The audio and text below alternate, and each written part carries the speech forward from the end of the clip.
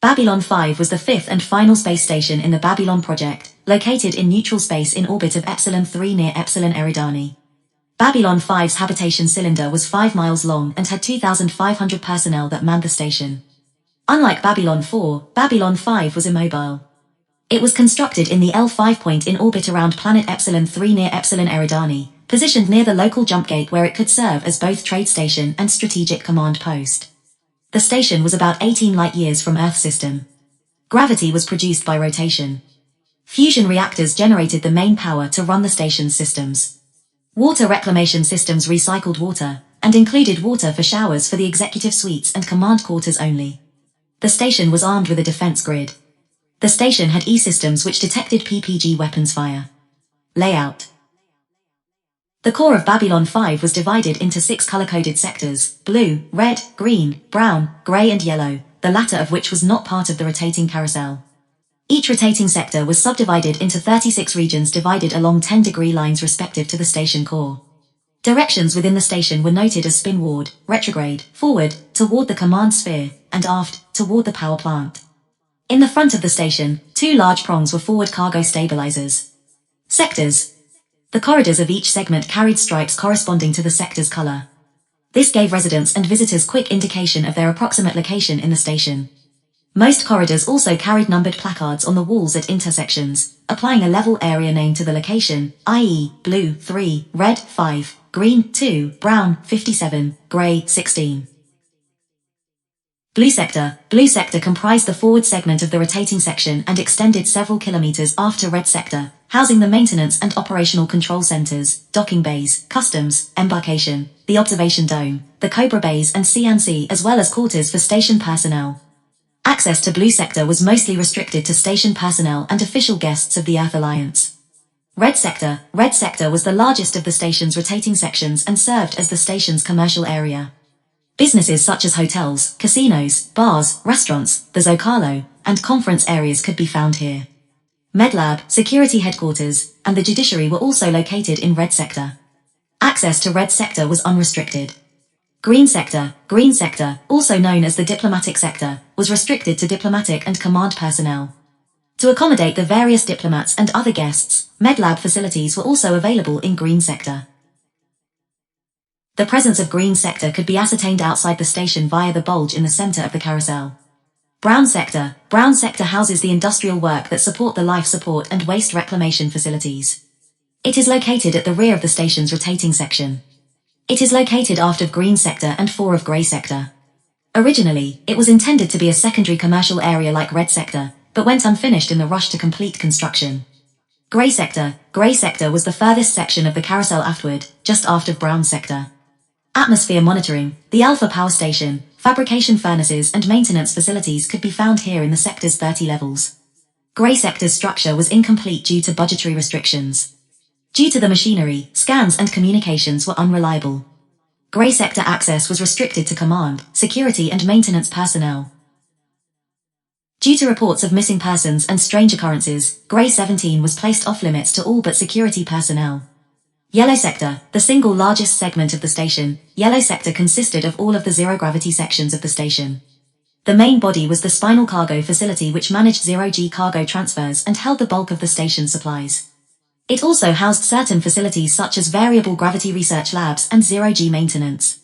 Aft of the carousel, a 3 kilometers long, tubular section contained the primary fusion core and fuel tanks. Yellow sector connected to both blue sector and grey sector via the linkages that powered the station's rotation. Central corridors.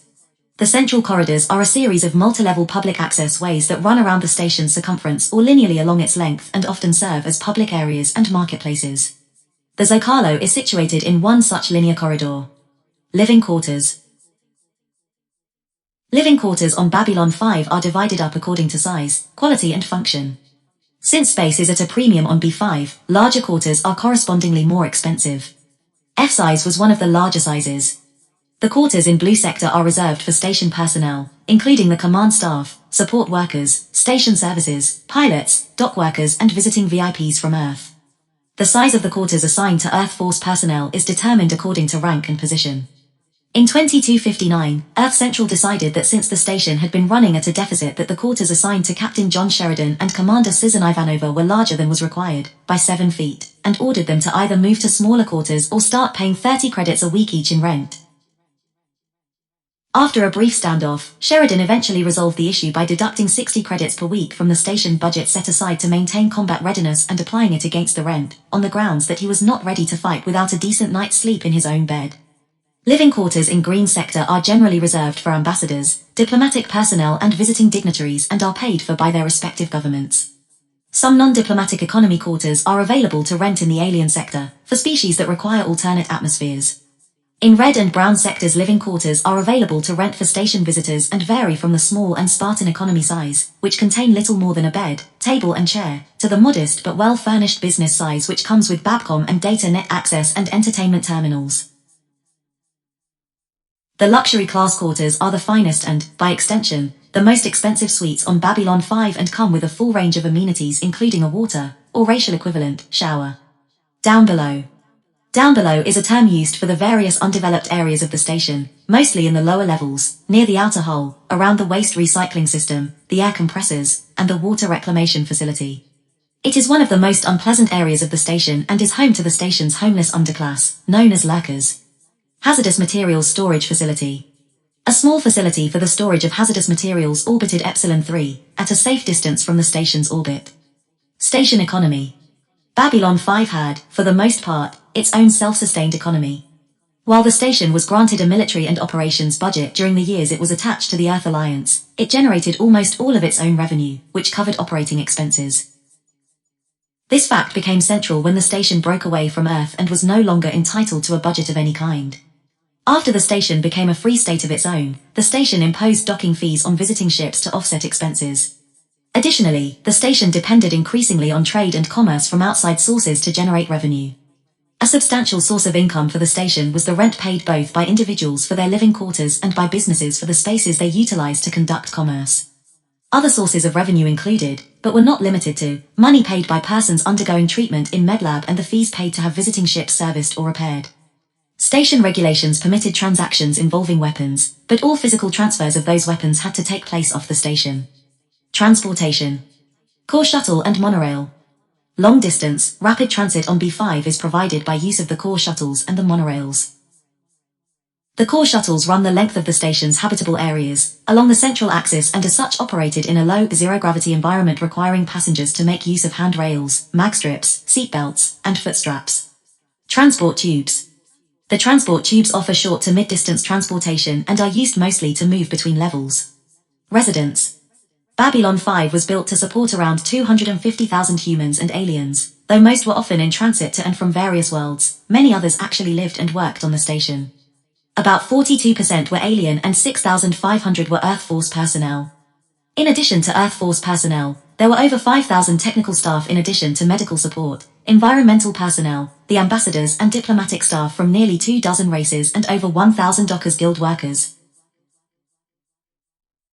From the beginnings of the Earth Alliance Civil War onwards, the security team of Babylon 5 consisted of both humans and Narns, as several Narns enlisted to replace those security personnel who had joined the Night Watch.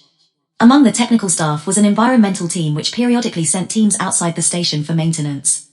History. After the sabotage and destruction of the first 3 Babylon stations during construction and the disappearance of Babylon 4, the Earth Alliance financed one final station and received co-funding from the Minbari Federation and substantial contributions from the Centauri Republic. As a result, the Minbari government received final veto on the person appointed by the Earth Alliance to run Babylon 5. Early years. Babylon 5 came online on March 9, 2256 under the command of Geoffrey Sinclair. The choice of commanding officer was met with a small amount of skepticism, especially after the deal with the Minbari came to light. A poll made by ISN at the time showed only 30% of people asked were in favor of it. By September 2259, it had risen to 40%. Lloyd's of London placed the odds of Babylon 5 surviving at 500 to 1, Las Vegas, 350 to 1, New Vegas, 200 to 1. By 2259, the odds had changed, Lloyd's of London, 250 to 1, Las Vegas, 200 to 1, New Vegas, 5 to 1. Its mission was to provide a neutral meeting place for aliens and a place for free exchange of culture and trade. During 2256, the station brought on its primary command staff from Earth Force, consisting of Lieutenant Commander Laurel Tokushima, Executive Officer; Dr. Benjamin Kyle, Chief of Staff of the MedLab facility; CWO Michael Garibaldi, Chief of Station Security. The initial members of the Babylon 5 Advisory Council, ambassadors from the governments that supported the Babylon project, came aboard as well: Delenn of the Minbari Federation, Londo Mollari of the Centauri Republic, and Jikar of the Narn regime. Other diplomats from the League of Non-Aligned Worlds joined in short order. With a quorum of the representative governments, the Advisory Council and the League were able to establish the station as a diplomatic post. Threatened neutrality. In early 2257, the station welcomed aboard the last member of the Babylon 5 Advisory Council, Ambassador Kosh Naranek. The station's neutrality became immediately endangered when the ambassador was attacked and poisoned in the docking bay, with all signs pointing to Commander Sinclair as the culprit. Both the Advisory Council and the League of Non-Aligned Worlds, spurred on by Ambassador Jikar, convened a special session to determine if the commander should be extradited for trial. In the end, the culprit was outed as a rogue member of the Minbari warrior caste, intent on disrupting the peace process, though his motives remained a mystery after his death. With the Council and League assembled, Babylon 5 got down to work as a diplomatic forum where all spacefaring races could meet in neutral territory. Change in personnel. In February 2258, Dr. Kyle was recalled to Earthdome, returning to his post as head of xenobiological research. Following an investigation into the attempt on Ambassador Kosh's life, Lieutenant Commander Takashima was reassigned in January 2258 to a deep-range post out on the Rim. Lieutenant Commander Susan Ivanova eventually took her place in late February 2258. Having been without a commercial telepath since station's first commercial telepath, Lita Alexander, was recalled to Earth on February 14, 2257. A new telepath, Talia Winters, arrived in late January 2258. 2258 began with radar attacks in the area around B5, controlled space. Investigations by station personnel discovered the raiders being supported by the Narn regime. This was echoed aboard by a growing feud between ambassadors Jikar and Mollari. A week later, B5 experienced a first contact scenario when the first Soul Hunter encountered by Earth Force came through the jump gate. This set off a chain of events wherein the species that had experience with the Hunters began abandoning the station in mass, and Commander Sinclair was barely in time to save the life, and the soul, of Ambassador Delenn. This was far from the first close call the station had, as an Ikaran war machine began stomping through the levels, intent on eradicating all that was impure, and a rogue telepath came to the station while in the process of evolving into a being of pure energy. The station quickly earned a reputation for attracting trouble. Sinclair's role as commander of B5 attracted trouble of its own. A pair of special agents came to the station, intent on using cyberweb interrogation techniques to extract information from the commander about what happened to him at the Battle of the Line. Later in the year, an officer of Earth Force Internal Affairs came to B5 to investigate the commander and his staff, all as a thinly-veiled attempt to remove Sinclair from command in his way of revenge for being passed over for command.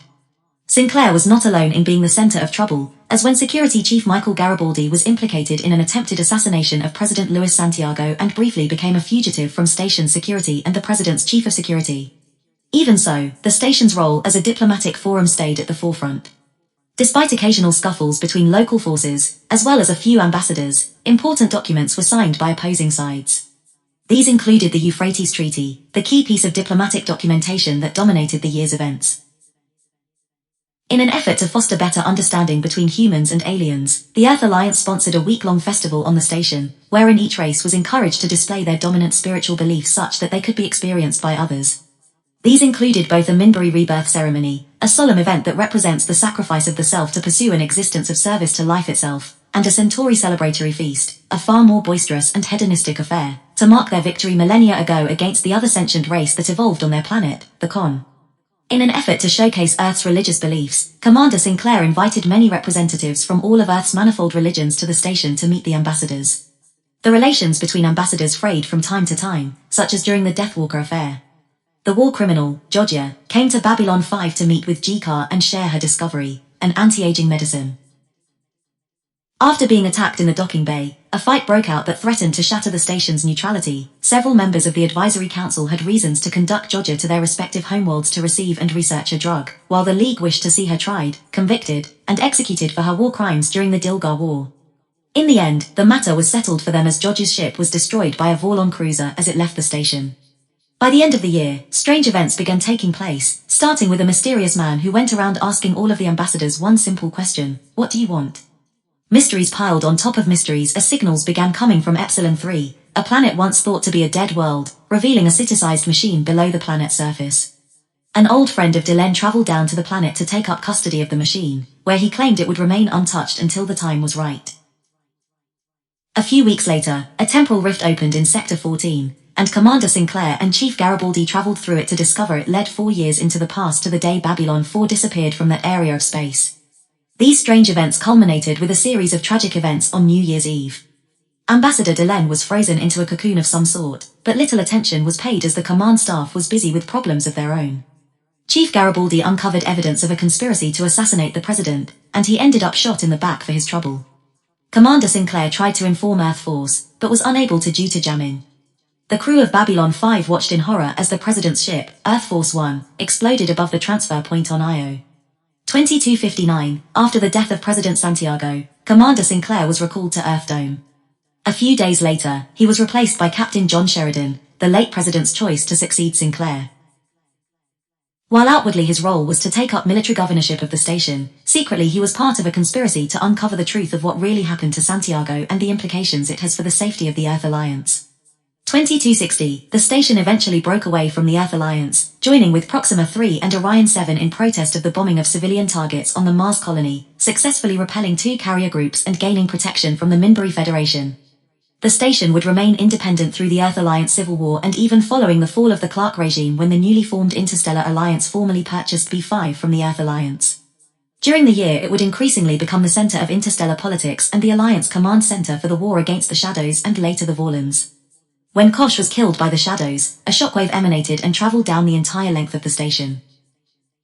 At the end of the year, Sheridan went to Zhardon to meet the human servants of the Shadows. As they talked, several shadow ships surrounded the station and threatened to destroy it if Sheridan did not willingly back down from his war. Instead, Sheridan caused an explosion on the planet while escaping. The shadow vessels surrounding the station decided to return. The Shadows did not attack the station because they might be able to use it for their own purposes. Later years. Even after ISA President Sheridan moved his headquarters to Chuzanor on Minbar, B5 continued to be a hotbed for trade and diplomacy, though by the time the ISA handed the station back into Earth hands in 2276 the station had become largely redundant. In 2281, after almost 25 years of operation, the now practically deserted station was shut down and demolished to prevent it from becoming a navigational hazard.